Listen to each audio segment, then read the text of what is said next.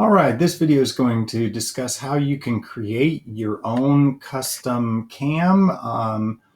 This is steps 9 through 12 in activity 4.1.6 of the IED curriculum. So we're using the example that was given in the curriculum about the barbell lifting. Well, we're going to mimic that here. And this is just an example. This is not for you to necessarily follow because you're going to do your own design. It's just how to do it. So we already learned how to do this earlier, but you double click, put in a curved line. Okay, now let's say in the barbell, let's say we have a 3/4 of an inch displacement away from the center point of the axle, and that's where we're starting. We're going to go to a maximum of 2 inches of displacement. So we'll start here, and the power lifter's getting ready, so not much is going on, and then it comes up pretty quickly, right? And then maybe it wavers for just a little bit, comes back up, and then drops down fairly dramatically back to the end. And we click on again on the end point to get it to finish that line. Personally, I like the line weight to be a little heavier, and I also like a different color. Okay, so that's showing us what's going to happen. Now, the next step is to translate this shape onto the polar grid. Now, this gets a little tough. You might want to duplicate so you can go back and forth. So I'm going to duplicate this tab so I can look at this and look at my original one. I'm going to move it over to my other screen so I can see it at the same time.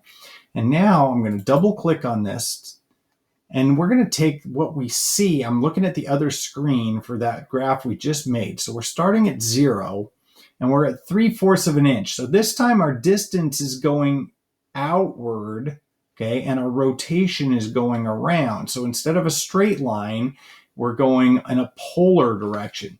So we're going to start same thing, curve.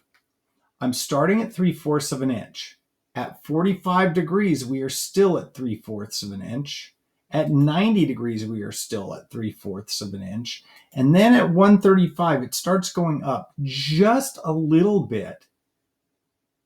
At 180, it's up to about 1.5. By the time we get to 225, now here's where it gets a little different. It's come over here, then it's dropping down a little bit at just past 225. Then it goes back up a little bit out to about 270, and then starts making its dramatic drop where it comes back down to here. Notice when you hook up with this, it's going to create a tangency between those 2 points. Click, and it will end up with that cam right there. Now, there's going to be a circle in here that we'll deal with in a little bit. Now, what I'd like you to do here is I've hit escape to get out of there. Double click on this, and it's going to give you some properties. We're going to go up to the fill color, actually. Click on this little button, and it actually allows you to change the transparency, which is kind of cool, to make it so that you can barely see that, because we want to see this center point right here. Save and close.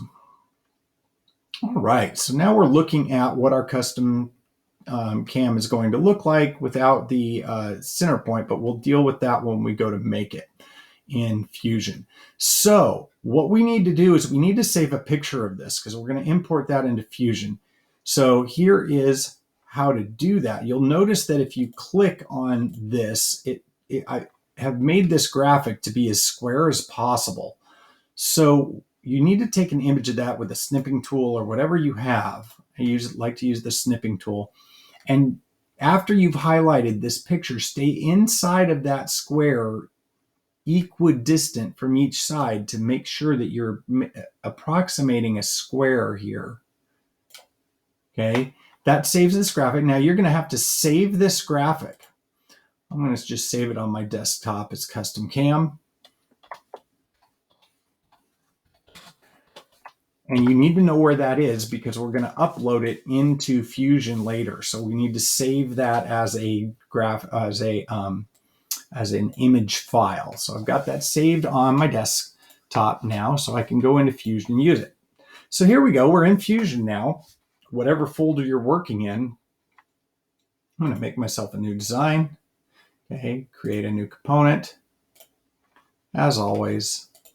Okay, and now what we're going to do is we're going to sketch.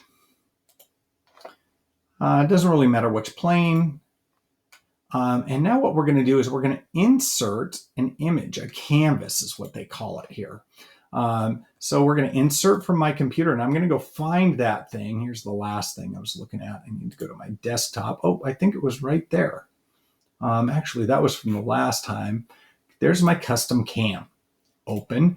Now, it asks you to select a plane that you want to put that on. We do want to put it on that same plane we were just working on. If you need to tilt this to look at it to make sure you're hitting that same plane, that's what we want. Click. Now, by default, it is going to put the center of that square right in the middle of that. And that's what we want. That's good. So I'm going to go back to my front view here to take a look at this out of the way. We're going to drag one of these. Oops, no. That is not what I meant to do. I meant to drag this corner. Sorry. I'm going to drag this corner out. And what I'm going to do is I'm going to keep dragging that until that 2 that's on the polar grid matches the 2 in the grid. So see, now we're being the same size. We can click OK. Okay. Now we're going to do basically the same thing. We're in a sketch. One of the things I want to do is I want to put my circle in here. Now I believe we've been making 0.25 inch axle circles, 0.25. Oops, I don't know what happened there. I just dimension it. I didn't enter it in. 0.25. This time we're not doing parameters for this. And we're going to do our spline curve, start at any given point. We're going to just do our spline following around the best that we can this curve that we have created. The more you make, the better. So when you start getting to curves that are tighter, the more you can do, the better. Again, and we're going to work our way around. When they start getting bigger curves, you can go a farther distance. And we're going to end right here, okay? And it has created that spline curve for us. And now, finally, we can finish our sketch and extrude. We can also go up and turn off the canvas that's up here somewhere under is canvases. We can now turn off that. And we can now extrude that to 0.25, which is what we've been going. And voila, there is our custom cam that can be 3D printed and can be used in our assembly. Another video following this will show how to take a custom cam and put it into a drawing file. All right, hope that worked out for you. Talk to you again soon.